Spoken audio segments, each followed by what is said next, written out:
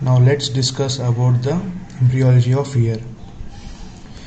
Now all of you know about the pharyngeal arches. The outer layer of the pharyngeal arches consists of ectoderm, and the middle consists of mesoderm, and the inner endoderm. These bulged portions are pharyngeal arches. This area consists of pharyngeal clefts and the inner pharyngeal pouches. Near the first cleft here, the first pharyngeal arch invaginates and form external auditory canal, whereas second, third and fourth cleft are overlapped by the second pharyngeal arch. So we can say nothing forms from it. The second pouch forms the tonsillar fossa. There lymphoid deposits occur and form palatine tonsil. The third pouch gives rise to inferior parathyroid gland and thymus. Fourth pouch gives rise to superior parathyroid gland and ultimobrachial body, which further gives rise to follicular cells or parafollicular cells of thyroid gland. The first pouch invaginates and form tubotympanic recess, which gives rise to Eustachian tube, tympanic cavity and tympanic membrane.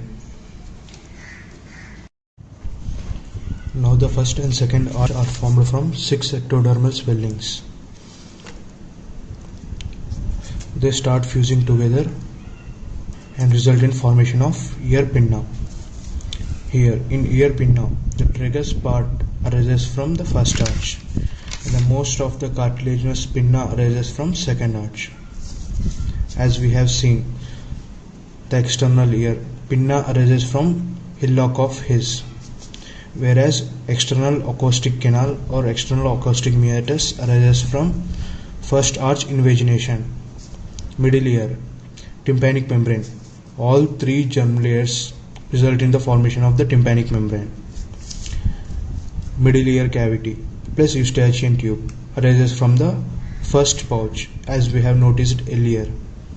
Inner ear. Let's discuss about the inner ear. As we can see in this embryo, these are the pharyngeal arches. This is the otic placode. It is the lens placode.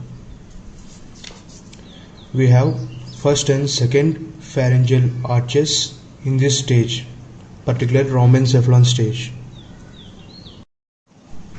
Otic vesicle. It is also called as auditory vesicle or otocyst. It differentiates and gives rise to membranous labyrinth or membranous inner ear, which consists of sensory epithelium. Otic capsule. Embryological cartilaginous structure, which on differentiation gives rise to framework of the inner ear, which on ossification gives rise to bony inner ear.